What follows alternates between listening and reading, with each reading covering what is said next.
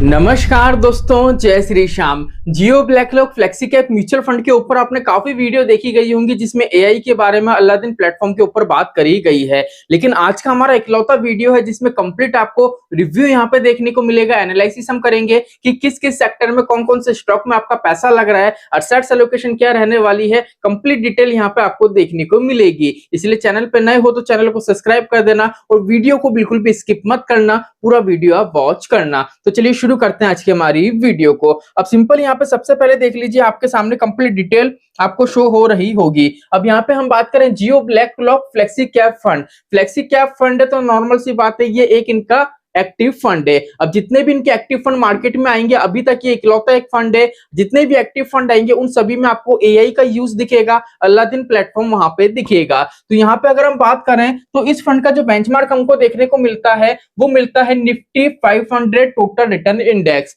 मतलब fund manager को क्या करना है, 500 इंडेक्स, 500 जो स्टॉक्स हैं उसमें से क्या करना है, अच्छे अच्छे स्टॉक पिक करने हैं और पोर्टफोलियो में शामिल करने हैं। अभी करंट टाइम में अगर हम बात करें तो फंड मैनेजर ने यहाँ पे 500 में से 141 स्टॉक्स में क्या कर रखा है, इन्वेस्टर का पैसा निवेश कर रखा है। अब यहाँ पे अगर हम बात करें जो 141 स्टॉक्स हैं उसमें जो सबसे ज्यादा पैसा लगाया गया है ना, वो टॉप 10 स्टॉक्स में लगाया गया है, जिसकी डिटेल अभी हम आगे देखेंगे। अब यहाँ पे अगर हम बात करें, यहाँ पे 141 स्टॉक्स है। अगर बात करें कि सर इक्विटी के अंदर, स्टॉक मार्केट के अंदर कितना पैसा लगा है, तो 95.48% पैसा लगा है आपका इक्विटी के अंदर, स्टॉक मार्केट के अंदर। बाकी का जो पैसा बचा है 4.52 का, ये फंड मैनेजर ने कैश के रूप में होल्ड कर रखा है। मतलब सेबी का जो नियम है कैश को लेके, उसके अकॉर्डिंग बिल्कुल ठीक है, कोई दिक्कत परेशानी नहीं है। अब जैसा कि आपको पता है एक्सिट लोड तो यहाँ पे बिल्कुल है ही नहीं। और अगर एक्सपेंस रेशियो की बात करें तो एक्सपेंस रेशियो को लेके जब ये फंड मार्केट में लॉन्च हुआ था एनएफओ के रूप में,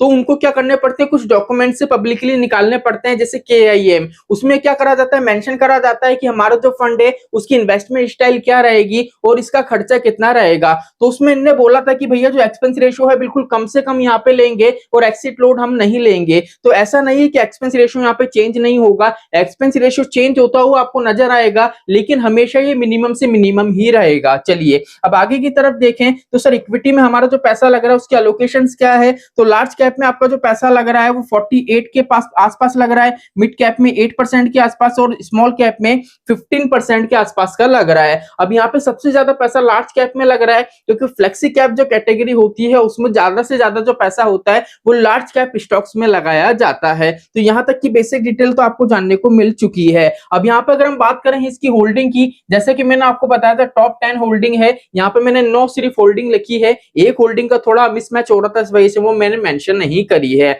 अब यहाँ पे बात करें तो एचडीएफसी बैंक के, आईसीआईसी बैंक के, रिलायंस हो गया, इन्फोसिस हो गया, एसबीआई हो गया, ठीक है, लॉरेंस एंड टर्बो हो गया, टीसीएस हो गया, भारतीय एयरटेल हो गया, एचसीएल टेक्नोलॉजी हो गया, ये ऐसे स्टॉक्स हैं जहां पे इन्वेस्टर का पैसा भर भर के निवेश करा गया है। और यहाँ पे अगर हम बात करें तो फाइनेंशियल सेक्टर काफी ज्यादा इन्हें स्ट्रॉन्ग रखा है। और अभी करंट टाइम में देखिए जिस भी म्यूचुअल फंड स्कीम ने फाइनेंशियल वाला सेक्टर है उसका वेटेज बढ़ा रखा है, वो अभी करंट टाइम में मार्केट में अच्छी खासी ग्रोथ हमको बना के दे रहा है। तो यहाँ पे कंप्लीट जो डिटेल थी वो मैंने आपको बता दी है। अब बात आ रही है कि सर इसमें जो एआई सिस्टम है अलादीन और जो फंड मैनेजर है उनका क्या रोल है, ये भी हम बता देते हैं अगर कोई नए व्यूअर्स है तो जिनके समझ में आसानी से आ सकेगा। अब यहाँ पे क्या होता है, पहली चीज तो यहाँ पे इनका एक अलादीन प्लेटफॉर्म है जो एआई बेस पे चलता है, एक तरीके का वो सॉफ्टवेयर है, ठीक है। जैसे आपने देखा होगा चैट जीपीटी होता है, वैसे एआई का एक सॉफ्टवेयर है, वो कंप्लीट क्या करेगा, यहाँ पे मार्केट का एनालिसिस करेगा। अब जितना भी वो एनालिसिस करेगा वो डेटा प्रोवाइड करेगा फंड मैनेजर को। अब फंड मैनेजर क्या करेगा, जो भी वो डेटा प्रोवाइड करेगा उसकी चेकिंग करेगा